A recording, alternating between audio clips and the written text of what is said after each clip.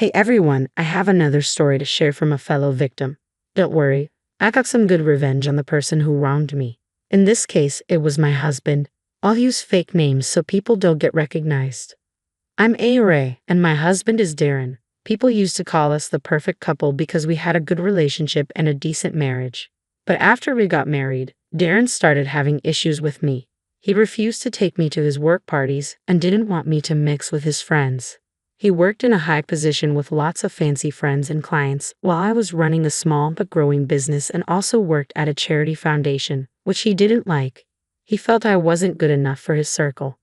I have low self-esteem and confidence, so his behavior hurt me. I didn't stand up for myself and stayed with him for too long. Now, let me tell you how I ended up divorcing Darren. It all started when I reconnected with an old school friend, Lena, at a school reunion. Her husband, Jeremy, is a very successful businessman and a millionaire. Lena invited me to a big party her husband was organizing. I agreed and told her Darren had been wanting to meet Jeremy for work purposes. Lena said she'd put in a good word for us. When I told Darren about it, he was thrilled. He said, "This is my chance to shine, ARI. This invitation is a sign from God. I'm going to get that promotion and make Jeremy our official client. I'm so happy." Lena said she'd help us too. "This party will change my life for the better." I was happy to help Darren, but he didn't appreciate it. In fact, he did something worse. Just a few minutes before the party, I was trying on a dress I bought for the event.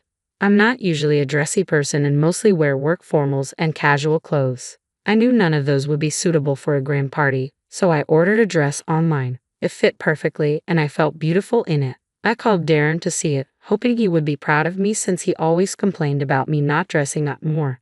I thought this time he would be proud of me, but his reaction wasn't what I expected. He looked blank and said, "Why did you suddenly buy a dress?" "I bought the dress for the party, of course."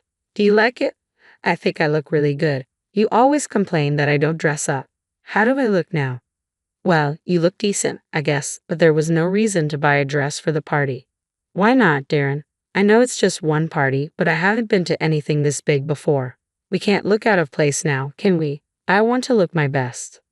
Darren made a face but didn't say much. He also didn't properly compliment the dress. His reaction made me feel insecure, and I started to doubt myself. Darren was making my confidence dip dangerously low. Still, I straightened my back and said, "Is there a problem with the dress, Darren? Do I look bad?" "I doubt that a dress will make you blend in with them, AORI. Don't you think it would be a good idea for you to skip this party? I don't know what you'll do there." "Of course, I'm going to the party. Lena would be expecting me there. I'm also very excited to meet her husband. You do know that he's a millionaire, right? This party is going to be filled with all sorts of high-profile people. I don't think that is something you would like." "Why won't I like it, Darren? How do you know that I won't end up making friends there? I'm pretty sure I will be able to hold my own with them." "Well, I don't think so, ARI. You're just not their type. All the men there have smart and beautiful wives, and I doubt you'll be able to blend in with them." "What on earth are you trying to say, Darren? You know well enough that most of the men there have trophy wives. The others who don't have the best-looking wives have partners who work in high-paying jobs and are on a different level altogether." "Exactly, Darren. I'm pretty sure there will be people who would be interested in talking about more than just beauty. I can hold my own in that segment too. I can always talk about my business and my life." "Oh please, ARA, don't tell me you're planning to talk about your stupid business. I'm sure you will bore them with all your talk about your stupid business." I felt hurt and slighted when Darren said those words. First, he indirectly called me ugly, and then he belittled my business. He had always been somewhat disinterested in my business, but this was the first time he openly called it stupid. He had concerns about me not making enough money through it, but those comments had died down recently. Now I understood that it was probably because he was busy with work and didn't have time for me. But now that we had to go somewhere together, these thoughts were back in his head. Instead of giving up completely or causing a scene, I calmly said, "You might find my business uninteresting, but that doesn't mean everyone else will. Besides, you do remember that I work at a charity foundation as well. Going there will help me get sponsors." "You are not being serious right now, ARI. Are you telling me that you will be trying to get sponsors for your charity foundation at the party?" "Yes, it is a great opportunity to meet new sponsors. Like you said, there will be a lot of rich and influential people there. I can't miss that chance, and I doubt I will attend another party like this in the near future." Darren closed his eyes and released an exasperated sigh. He looked like he was holding back and trying not to yell at me. I was honestly starting to feel weirded out by his reactions. It was just downright bizarre. I had no idea what his problem was or why he didn't want me with him. I didn't ask anymore because he stood up and left the room. His entire reaction and behavior were both confusing and irritating. I couldn't even feel happy about the dress anymore. My mood was ruined, and I started to have a lot of self-doubt. In the past, I didn't let Darren's words get to me. He had excluded me from parties before, always thinking I wouldn't enjoy them. I begged him to take me to at least one, but he always left without me. This was the first time I was going to attend a party with him, and I wasn't going to let my insecurities get the best of me. When I talked to Lena about it, she just laughed and said, "You and your husband are overthinking, Ari. I'm sure you'll have a lot of fun at the party. But will anyone even want to talk to me? I'm not a high-profile guest like the rest of your guests. I don't want to feel out of place and be a sore spot at your party. You're worrying too much, Ari. Nothing like that will happen. I'll be there, so you have nothing to worry about. But Lena, you can't be with me all the time. This is your party, and you are the host. You'll have to meet and greet everyone." Darren usually goes off and does what he wants. I don't want to be left alone with no one to talk to. We're not snobby and uptight people, Ari. In fact, I have a lot of friends who are dying to meet you. I've told them all about your business and charity foundation. They're really interested in knowing more. Jeremy has been hinting at becoming a sponsor too. You absolutely need to be there. That was all she needed to say to convince me to go to the party. Getting sponsors for my charity was very important to me. It was the main reason I wanted to be there. Knowing that a literal millionaire was interested in my foundation, nothing was going to stop me. Besides, Lena was a good friend, and I knew she would try to introduce me to potential sponsors. I had to take this chance. I would deeply regret it if I didn't go. Days passed, and Darren didn't bring up the party again, though he made some weird comments about how I should rethink my plans and how useless it would be for me to attend. I ignored these comments or gave one-word replies, saying I had already thought it through and would be going. Eventually, the day of the party arrived, and Darren was a little annoyed at me for not backing down. He looked irritated as he went to get the car, but when I climbed in after he pulled it out of the driveway, he looked normal. I stupidly thought he finally saw how unfair he was being. Due to Darren's improved mood, we had some light conversation about mundane things.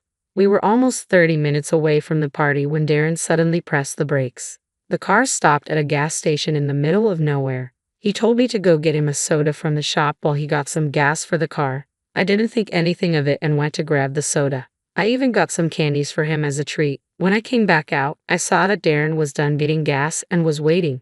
However, when I tried to pull the door handle, I saw that it was locked. I was very confused and kept trying to open it. I banged on the glass lightly and Darren rolled down his window a little. "I can't open the door, Darren. I think it's locked from the inside. Can you unlock it so I can get in?" "I don't think so, Ari. I know the door is locked because I locked it. I'm not opening it for you." "What? But why? Why are you doing this? Is this a prank?" "Don't do this, Darren. We'll be late for the party." I was really confused. Darren is a serious man and doesn't like joking around, so it was unlikely that he was pranking me. However, it was the only sane reason I could think of. There had to be an explanation for why Darren was acting this way. Much to my dismay, Darren confirmed that he was serious. "You really should have taken the hint and stayed at home. I kept dropping hints for days, but you were adamant about going. If you had listened to me, I wouldn't have had to do this." "What on earth are you saying, Darren?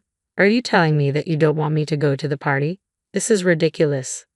"You were right about the party, Ari. I don't want you to go to the party, let alone with me." "What is the problem, Darren? Why are you doing this?" I couldn't believe what I was hearing. My own husband, the man who I thought loved me unconditionally, was telling me that I was an embarrassment to him. In the course of a week, he called me plain, average, boring, unsuccessful, and embarrassing. My mind was crowded with his negative depiction of me, and my self-esteem took a hit. I had tears in my eyes when I said, "You think that I am embarrassing? What are you even saying, Darren? What have I ever done to make you embarrassed?" "Oh, no, Ari. It's not like you never embarrassed me. I simply didn't give you a chance to do that. That's exactly why I don't want to take you to my work parties and such.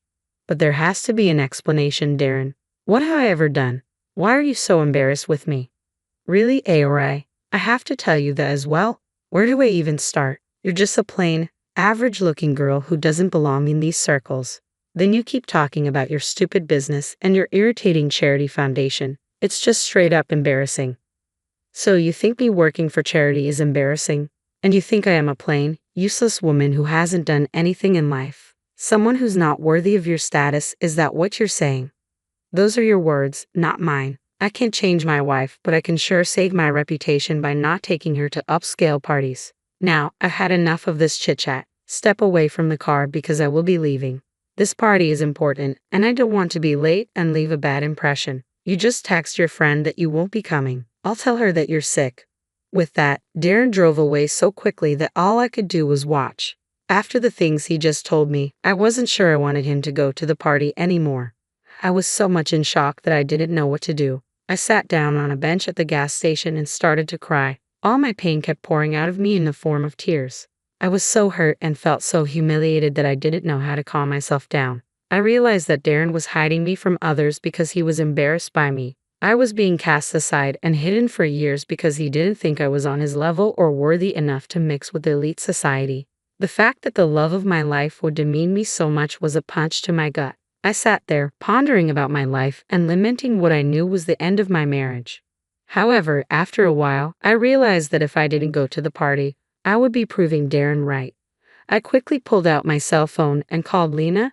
When she picked up, I said, "I'm so sorry for disturbing you, Lena. I had to call you because this is urgent." "It's not a problem at all, ARA. Most of the guests haven't even arrived yet. Tell me what's wrong. You don't sound good." "My husband has just abandoned me after 30 minutes from the party venue, Lena. I'm standing at the gas station somewhere on the highway. I couldn't believe Darren would leave me in such an unsafe place." After telling Lena everything, she was pretty angry at Darren and said, "I can't believe the audacity of that man, ARA. I don't know why you married such a fool. Don't you worry, I'm sending you a car right now. I will give you my driver's phone number as well." "Thank you so much, Lena. I'll go stay inside the shop till your driver arrives. You've been such a huge help." "Oh, please don't even mention it. I just want you to reach the venue safely. As for your husband, I think you should take some action against him. This was just horrible." "I know, Lena. I'm already doing a lot of thinking. There is no way I will ever forgive him for this. He can just leave me while he goes and enjoys the party." "Oh, ARA, he will never get to enjoy the party now. You were our guest, remember? Your husband is only a +1. He won't be allowed inside the venue without you. I would have let him in if you genuinely couldn't come out of your own will. But now that I know the truth, he will never get in. That is, until you say the words. You know what, Lena? Let him stay outside. He doesn't deserve this invite. For once in his life, I will put him in his place." I was raging mad now, and Lena just laughed. She was really glad that I was standing up for myself. I hung up and quickly sent her my location. Her driver was at the gas station within 20 minutes. I got into the car, and as I was nearing the venue, I got a call from Darren. It was almost an hour since he had dropped me off at the gas station. I picked up the phone, knowing full well why he was calling. "Why is the security at the venue not letting me in? Did you send me the right QR code?" "Yeah, Darren, I did send you the right QR code. That's not the reason why you have been denied entry." "I don't understand. They're telling me that I cannot enter the venue on my own." "They're right about that, Darren. What makes you think you can attend the party without me? You were not the one who got invited." "What do you mean, ARA?" "I mean that you never got an invite. The QR code you scanned was my invite. You were meant to be my +1. You never got a real invite to attend the party on your own." Darren was silent for a few seconds before he started to speak. I quickly hung up because I was already at the venue. The car I was in was a shiny new BMW, so I arrived at the party in style. When I walked up to the main entrance, I saw Darren having an argument with the guards. When he saw me, he quickly came up to me and said, "There you are, ARA. I was waiting for you. Let's go inside now that you're here. There won't be any problems with me going in." "What makes you think I will go in with you? Last I remember, you intentionally stranded me at an unknown location so that you could attend this party on your own." "I made a mistake, ARA. Let's not drag this out right now. You're here, so everything is well. Let's just go in and do our work." "No, Darren. I will go on and do my work that you think is boring and embarrassing. You will stay outside or go back home." "No, ARA, please don't do this. Jeremy is an important client to me. I can't miss this opportunity. What makes you think Jeremy will be your client after this? Lena knows everything, and I'm pretty sure she will tell Jeremy not to do business with you. Darren had never considered this to happen. He was so sure that he could go to the party that I got invited to, and then charm my friend's husband into being his client by using my name. Well, he got to do nothing of the sort. He begged and pleaded with me. He even said that he would lose his promotion if he lost Jeremy as a client. Did I give in to his demands as always? Well, no. This time, I did what I could do to stand up for myself. I entered the venue solo and denied him entry as a +1. Security was already informed by Lena, so they didn't allow Darren in after me. In the end, he had to drive back home. I had a blast at the party and went home in Lena's BMW. Darren was already home and looked ready for an argument or an apology. I didn't get to find out because I told him upfront that we would be separating soon. While Darren took in that shock, I shut myself in my room after several rounds of crying and begging. Darren learned the hard way that behaving like a bad husband would make him a divorced man. Yes, we got a divorce after all, and yes, he did lose the promotion as well. Meanwhile, I made some great contacts at the party and now regularly get called for almost all of their events. I made some great friends and colleagues while also getting out of a toxic marriage all at one party.